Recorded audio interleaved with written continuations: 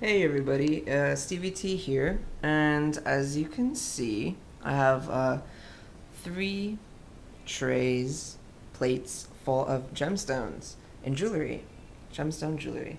And so the reason why I have all of these out is I'm preparing them.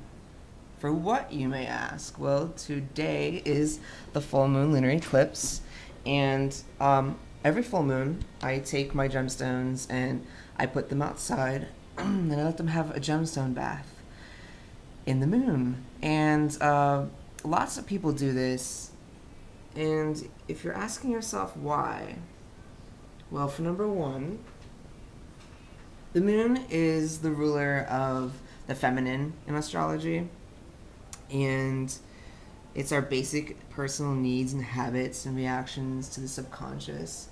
And whenever you have gemstones around, or you wear gemstones as jewelry, you know, everything is energy. And these gemstones definitely, and semi-precious stones and fossils and whatnot, they all do pick up your emotional and environmental energy over time. And metaphysically, gemstones and rocks, they have their own properties and frequencies, and as over time, as they absorb your environment, um, it's just good to let them go back into nature, even for just a night. And what better night than on a full moon, where the moonbeams can just penetrate through and restore them.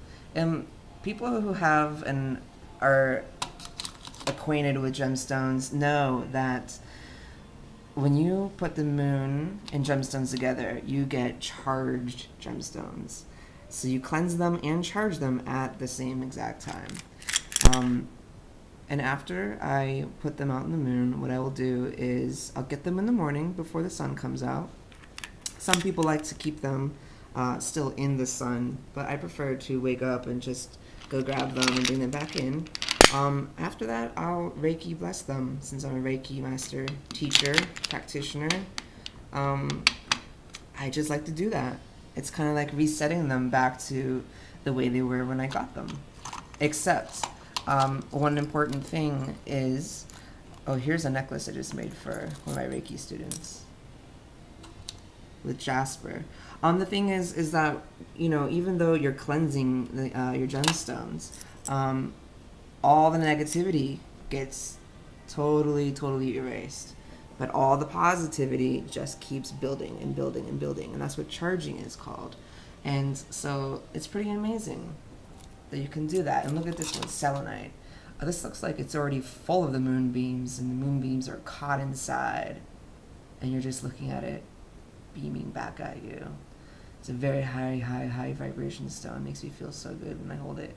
But, yep, so tonight, and every full moon, for that matter, I will put them out, and I will put saran wrap, plastic wrap over them, because if any moisture gets inside, gemstones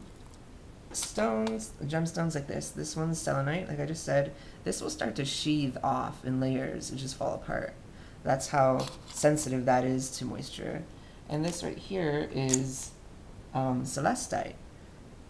Very light blue, pretty crystals. Celestite actually comes from, Madagascar and some other places, but it comes from the Great Lakes too, in Lake Superior, over in Ohio, New York, and where I'm from, Erie, Pennsylvania, Lake Erie. So there's actually a really big celestite cave. It's huge, and it's by Cedar Point over in Sandusky, Ohio. It's amazing. I've seen pictures of it. Google it. Don't you hate that? It's like, you want to know something? Google it. Nope, don't ask me about it. Just Google it. Just go do something. Google it. But yeah, the moon is awesome because it is like, the moon represents our mother, and it represents the sacred feminine and the inner mother, and our emotions and our needs and our desires and our secrets. And it's past hurts, it's fresh open wounds, but it's a healer. The moon is a healer, And the moon gives us animation. It has a rhythmic ebb and flow with it. And it is basically, it can be looked at as the amplifier of the sun's beams. And so this is also going to be a super full moon.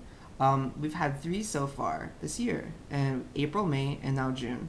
And this is the last super full moon that there is until November of this year. And what that means is that the moon is closest to the Earth distance-wise that it's going to be all month and all year until November. And I think May's was the one where it would be the closest to the Earth all year. So that's pretty cool. The moon looks pretty extra big in the sky. Anyway, just want to give a little introduction into my habits. See, isn't that funny? Because the moon rules habits, and this is a habit of mine, is putting all of these out. And if you can't put them in dishes like this, leave them outside. If you have any gemstones or jewelry, just put them on a windowsill where they can get some moonlight and let them bask in that. And you don't have to go crazy about it or think like, oh, they didn't get any. You know, just trust and put them out there and let them soak up all the good vibes. And they'll come back to you completely restored. Well, that's it for this video, and I hope maybe it's inspired you to go out and get some gemstones, or to go and let them be with their mother, the moon.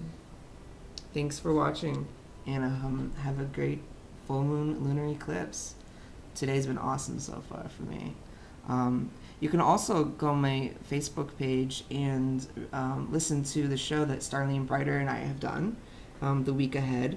It's called Astrological Cosmic Consciousness for June 4th to the 10th. And you can visit me at www.stevietrmt, as in Reiki Master Teacher.com. Alright, see you later. Happy full moon.